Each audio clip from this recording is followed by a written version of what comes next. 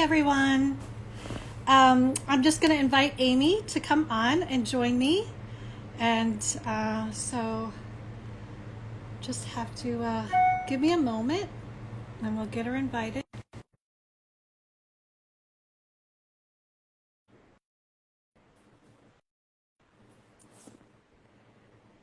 So I had an interesting morning while we're waiting for her. Up, here she is.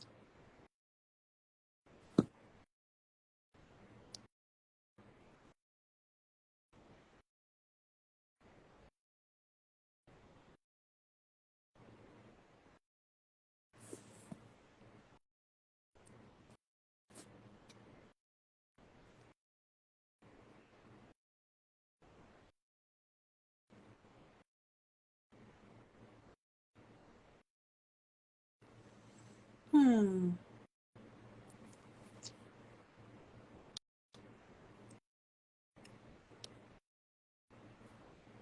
I'm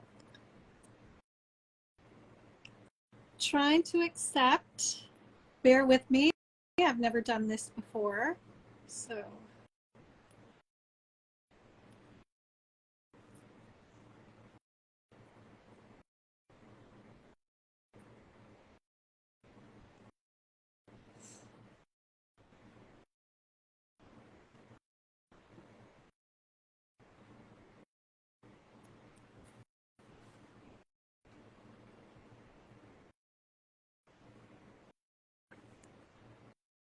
Okay.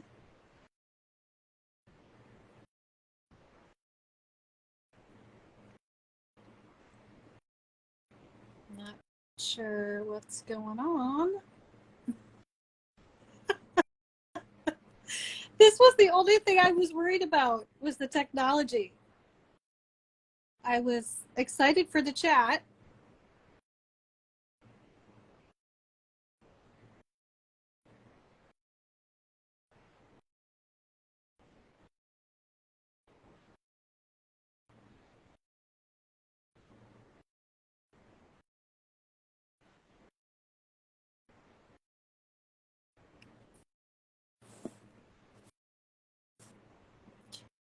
Okay.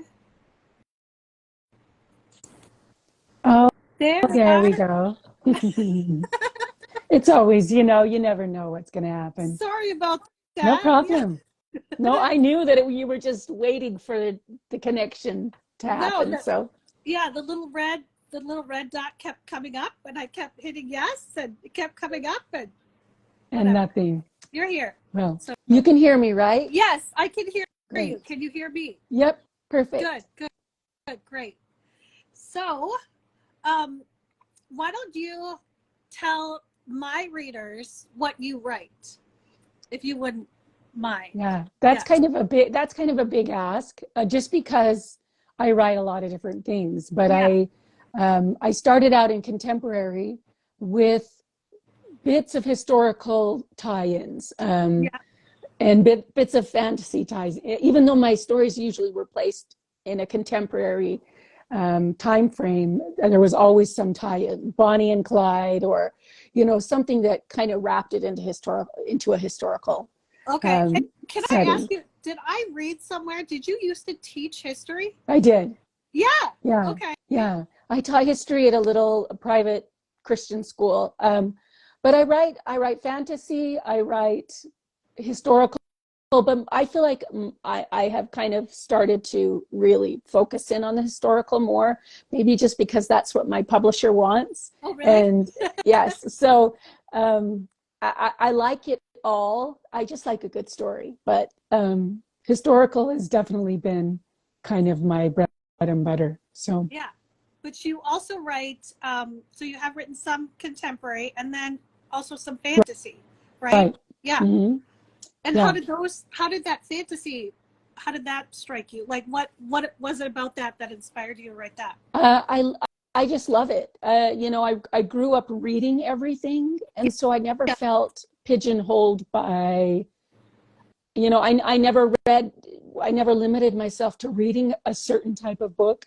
And so Yeah. as a writer, it just felt very natural to write whatever story I wanted to write. And Yeah. sometimes that story was fantasy, had a more fantastical feel, and other times it didn't. And after I wrote my first historical, which wasn't until my 10th novel. Oh. Yeah, and it wasn't until I'd self-published 10 novels before I wrote my first big historical. And it was so taxing that when I was done, I really felt like I just wanted to write something that I could make everything up. Yeah. And Okay. so that's when I wrote The Bird and the Sword, which was a huge success, and it was kind of came out of left field, but it was a palate cleanser for me. So, fun. I've done both. Yeah. So can you share with me, what would you say is your most interesting piece of research that you've discovered in your research, and how have you used it in your stories? If not, if you did. Yeah, I haven't used, I mean, every book is its own unique beast. And so there hasn't been kind of like one thing that spurred me forward as far as research. Yeah. But I think there was a story that came up that I stumbled upon when I was writing from Sand and Ash, which was the first, like I said, the first big historical that I wrote, set in Italy during World War II. And there was a story about a rabbi, a true story about a young rabbi of Florence. And his story, even though he just played a very small role in my story, his story moved me so much that I dedicated the book to him. Oh, wow. And it was after the book was actually published in Hebrew, his children came across the book and contacted me, and they were so grateful, and they were so beautiful. Now very old, the two that are remaining. And it just was such a testament to me that stories really matter, and getting it right really matters, and paying attention to the lost stories that are out there in history. And it really has kind of been this, this compass for me, and a reminder to me how much it really matters, how much it all matters. Yeah. So. Do you prefer to write, like, to find some obscure historical figure or event and sort of go off of that when you write? Or do you like to set fictional characters in a historical era? Do you have a preference? Or both. I mean, you know this, that setting begets character, begets plot. It's almost like the one leads into the other, and sometimes you come up with a plot point first. Some plot point will catch and you'll go down a rabbit hole about that plot point. Yeah. Or there will be a setting that catches your eye. Yeah. Or, you'll want to write a story in a certain place, and you'll think, and then you'll go on, you'll do research. What happened in this place that I might put a story around? Because sometimes the places call to us. Yeah. My last book that I just wrote, it's not published yet. It won't be out till in the spring.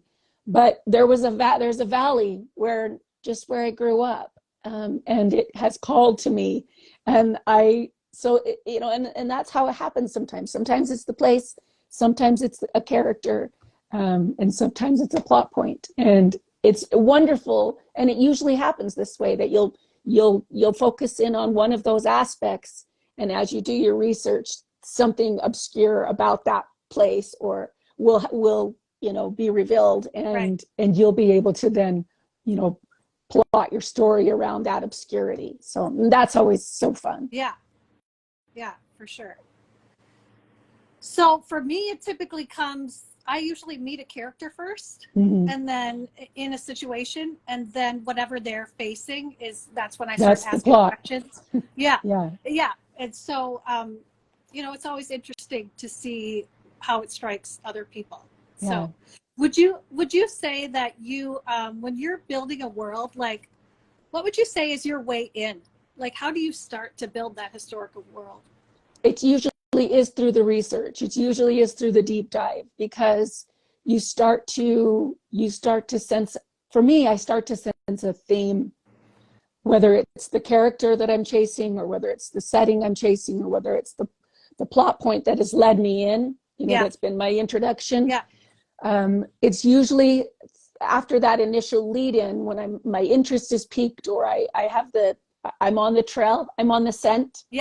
That's when that's kind of my introduction in, and it's when I'm in it and when I'm researching and when I'm sifting that a sense of theme around character theme and plot starts to emerge. Yeah. It's not, there's never a straight line. It's a lot of times it's pulling threads. But things will start to kind of rise to the surface, and I start to collect those things. And then the story forms around those pieces. Okay, cool. Do you have certain, what are your favorite types of scenes to write? And what are your least favorite types of scenes to write? I have mine for sure, but I think every author knows what they are. Yeah, every author knows what they're good at. And I think what we're good at is, I think what we love is what we're good at, or maybe it's because we're good at it that we love it, or we love it and we become good at it because we're drawn to those things. Yeah. I love writing dialogue. I've always absolutely, it just comes so naturally to me. I love dialogue. I think so much is accomplished through it. And I love writing the love scenes, which I know is really, it's interesting because a lot of authors don't. They'll go kissing, blah, blah, blah, and they'll skip over and keep going, that they'll know that there's a love scene that's supposed to be there. Yeah. And for me, no. I will build stories around love scenes. And it's just because maybe it's because of like dialogue, the interaction between characters is kind of what makes it all happen for me. What makes it all, what really pulls me into the story, makes the story come to life. As far as what I don't like, I like it all, honestly. I like it all. I like the challenge of it all. But I think the action scenes that are not love scenes, but the actual where there's action, it's a battle scene, or, the things that maybe don't come as natural to me. I've never been in battle. It doesn't come natural. I'm a very much a girly girl. Yeah. And so, some of those things that I really have to work for and that really take some finessing, and that I would rather just kind of gloss over, the action scenes are always the hardest for me. Yeah.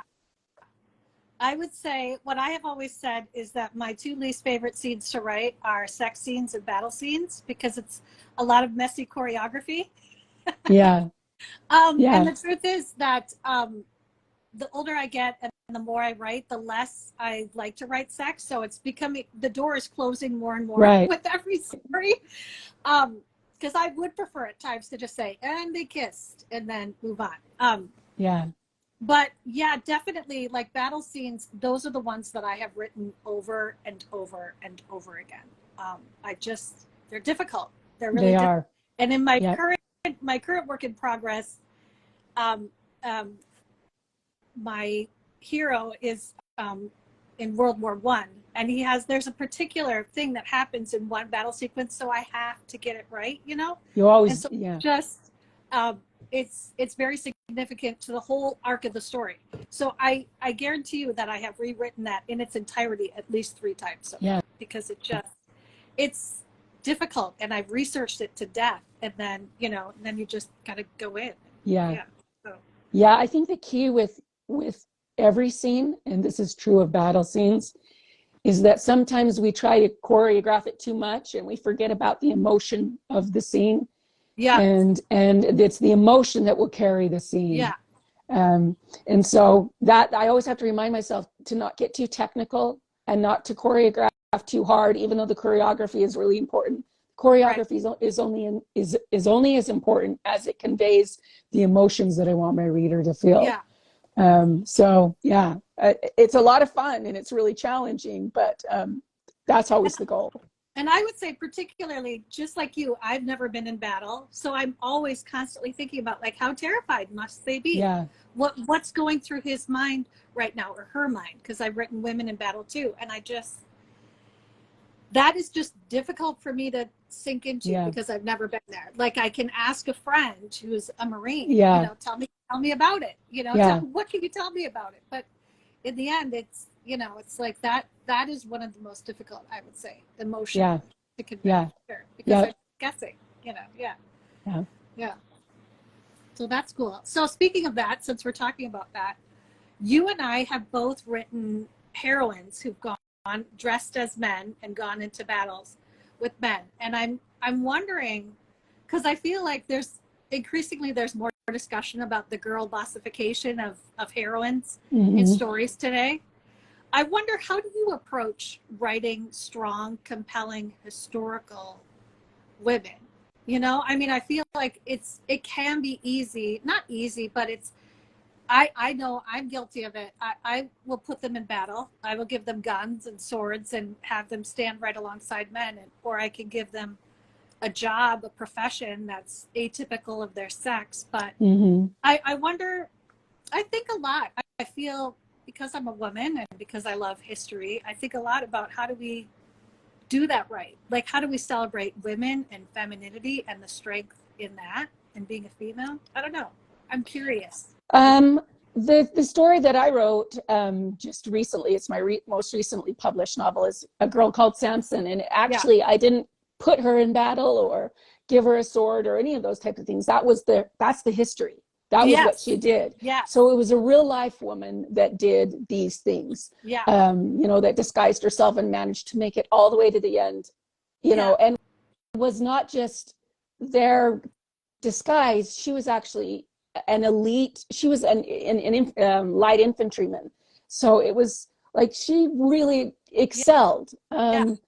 I didn't, and people have asked, how did you balance that, between the boy Robbie, who she was disguised as, and to Deborah. And honestly, it was just such a part of who she was, the reasons that she went into it, and the reasons she did what she did. I think more than anything is not making your character into a girl boss or whatever the cultural popular thing is to do. I know I have two daughters, 24 and 19. My 19-year-old, who's much more of what you would call a tomboy, she was like, I can't relate with so many of these girl characters that they try to mold into just, an action hero. And basically they're kind of macho, and they kind of do the whole man imitation thing. She says, I can't really relate to that. She says, I just wish, and I've thought about this, and she says, I just wish they would let women be strong the way we're strong. Right. And yeah. I think women are so tough that we don't need to compete with men the way that they're tough versus the way we're tough. And of course there's the spectrum of, some women like Deborah Sampson was competing on that same level and still managed to excel. But it's okay to not compete with men. It's okay to be strong the way women are strong. Yeah. And I've never tried to, that's never been hard for me, because I was surrounded by strong, capable, funny, smart women. Right. And so I was like, I had great male figures in my life as well. And I just never felt like there needed to be a competition, or that there needed to be an adoption of a persona in order to be a strong woman. So, sure. Yeah. yeah. No, I agree with that 100%. And I would say, and my developmental editor has said that some of her favorite scenes that I've ever written are my labor and childbirth scenes. Right. And I think, to me, when I think of like the strong women in those rooms, that's what I think of. I don't think there's any, there's no greater, question.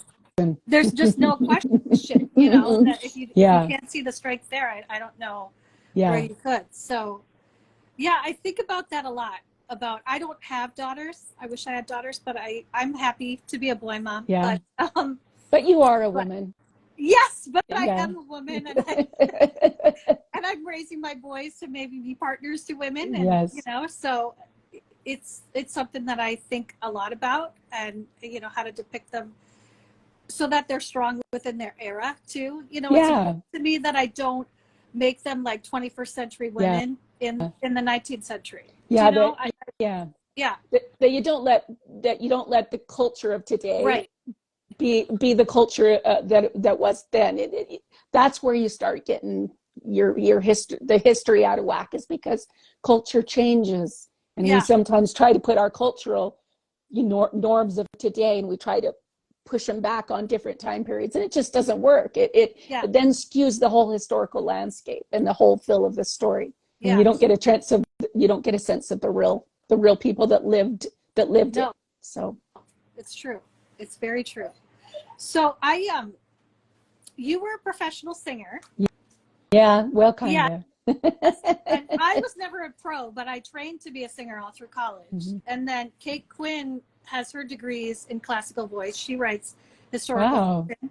And there's more and more, I've seen more tie-ins between particularly authors of historical fiction and sort of a voice background. And Huh.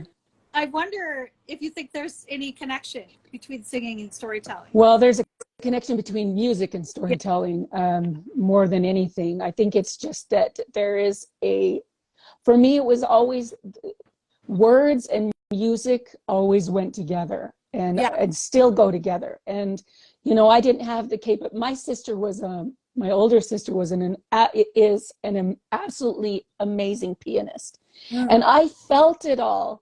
I felt it even as a young age. I could feel the music, but it didn't translate from my heart and my head to my hands. I just didn't have that connection. Yeah. And so I sang because I couldn't play. But for me, the music and the storytelling, it comes from kind of the same source. So it doesn't surprise me at all that there are a lot of people that are connected to the music. Yeah. That write. Yeah. No, I always thought that was interesting. Every single time I hear more and more of that, I'm like, there's definitely something to that. There must be something to that. So I wanted to ask you, one of the best pieces of life advice I ever got was from a screenwriting teacher. And he said, if you ever want to claim this writing life for a career, there will come a day when you have to be the heroine in your own life. And I loved that. I've never forgotten it because I just believe it. I was curious if you would feel comfortable sharing a time, whether personally or professionally, where you had to be the heroine in your own life. Oh, I don't even think I would be writing if that were not true. Yeah. I mean, that rings really true to me. This was never something I just poked at. It felt like life or death. Did it? And yes, I was in a situation in my life where everything in my life was so hard. My oldest had attempted suicide. He was a couple times. He was in a psych ward. I had a new baby. My husband was in another state working, and I had written Running Barefoot years before, just as a personal thing, just to see if I could do it. I had no idea how to publish or any of that, but it was like the walls were coming down in my life, and I knew I had to do something to change the trajectory of all of our lives. My husband couldn't work any harder. Yeah.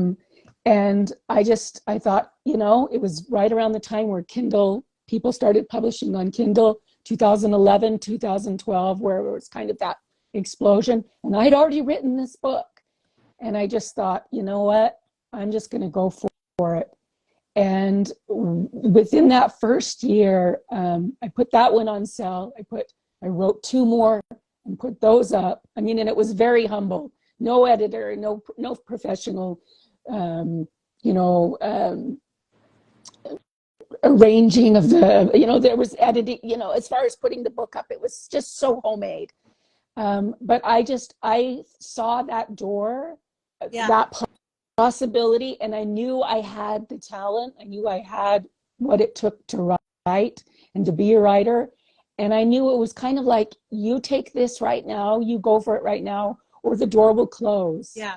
And not only that, I was just desperate. I was desperate for my family situation to be better. I was desperate for an escape from the hard things of my life. Mm-hmm. It kind of was an outlet. And most of all, I believed that I could. Yeah. I don't know where that confidence came from.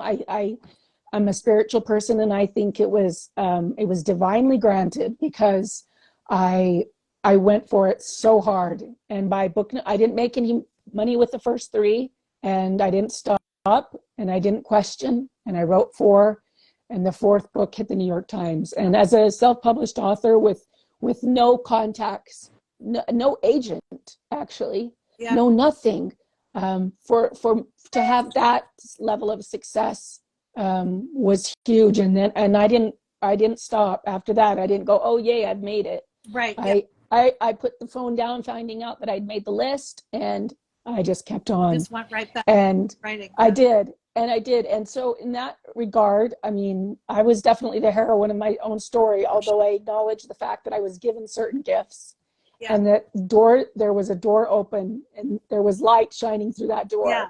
So I acknowledge those opportunities and those chances to run through doors that maybe other people haven't had. The fact that there was a door, I acknowledge, and I don't want to completely rely on my own strength. But yeah, it was. I didn't have anybody but myself and my and God above to help in that moment in my life. So, and thank God yeah. you did. Thank God you did. Mine was not nearly as dire a situation as you're describing, but I didn't realize it at the time, but I was suffering from some pretty grave postpartum depression. And I was really sad, just overwhelmingly sad, just for more than a year. And finally, my psychologist said, well, no wonder you're sad. You're a writer who's not writing. Yeah. And so I sat down and I dusted off some of my writing exercises from college. And I tell people that when Charlotte, who's the heroine in my Ground Sweet as Sugar series, when she came to me in a dream, she asked me to save her life. And she really kind of saved mine in a way, because it just set me on a trajectory that I desperately needed to go on. I did not realize how much I missed writing and how much I needed to write, because I'm sure just like you, I'd been writing stories I was a little girl.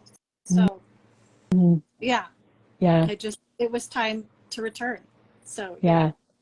Those are powerful experiences. Those, and I will attest to them. And they're sacred, and so there's a reverence that you feel when you talk about them. But I've had similar experiences, similar feelings about my characters, where I felt like I was given their story to tell, and I do not take that lightly. And it's like the story I told in the beginning about the rabbi, and then connecting with his family. These stories, and maybe that's why I write historical and why I have this love for it, is because they matter. You're bringing people kind of to the forefront, and you're giving them new life, or giving them sometimes the life that they didn't quite have, and that that you're maybe giving them in a new way. So for sure. So I think I'm so thrilled that you were able to join me today. I've been wanting to do this for a very long time, and now we just got everybody to watch along with me while I got to pepper you with questions. Because I've admired you for a while, and you've been kind of a sounding board for me. Been there for me when I've reached out with questions, and I appreciate that. And you were kind enough, after I read A Girl Called Samson and I loved it, you were kind enough to do a giveaway with me this fall. Yes. And so I'm very, very excited to announce, I'm calling it the Fall into a Cozy Cup of Historical Fiction giveaway. And it starts, it's going to start on Monday, September 4th. It will open up, and we'll get all the details in the next day or so for where people can sign up and become eligible. But the first prize is a solid copper tea kettle crafted in Italy, and 6 signed paperbacks, 3 of mine, books 1, 2, and 3 from Ground Sweet as Sugar, and then your books, A Girl Called Samson, What the Wind Knows, and Where the Lost Wander. So I'm really thrilled about that. That's the first prize. And then the second prize is Oprah's favorite blanket. It's the Barefoot Dreams Cozy Luxe blanket, and then a $50 Amazon gift card. And then third prize is a Sundance Cup of Brave mug for all those heroines that we like to write about Nice. and how brave they are, and a $25 Amazon gift card. So 3 chances to win, lots of really great goodies. I'm really excited that Yeah. you're doing that with me, and it's I covet that kettle. The kettle oh, is the kettle's going to be, yeah. People just need to enter for that. I know. For that alone. Truly, these are my favorite things. Yes. These are my favorite things, but I can't afford them myself. So yeah. I'm like, I'm just going to give them away, and hopefully you guys can enjoy that. Yeah. But yeah, oh, I love that kettle. I love that blanket. I have the mug. I have the mug in a cup of gratitude, and I enjoy that. But they have a lot of wonderful other sentiments that people can collect, and I give them as gifts, and I love them. So they're terrific. And so thank you. I'll be sharing it as well. I'll be sharing it as well when it goes live, and so we'll try to connect as many people as we can with it. That'll be great. We will get all the information out over the next few days, and then it will go live on the 4th and close on the 29th of September. So plenty of time for people to become eligible. And thank you so much for chatting with me today. Yeah, it's always fun to talk shop. Yes, it is. It is. Thanks so much. We'll talk to you later. Thank you. Thanks. Bye-bye.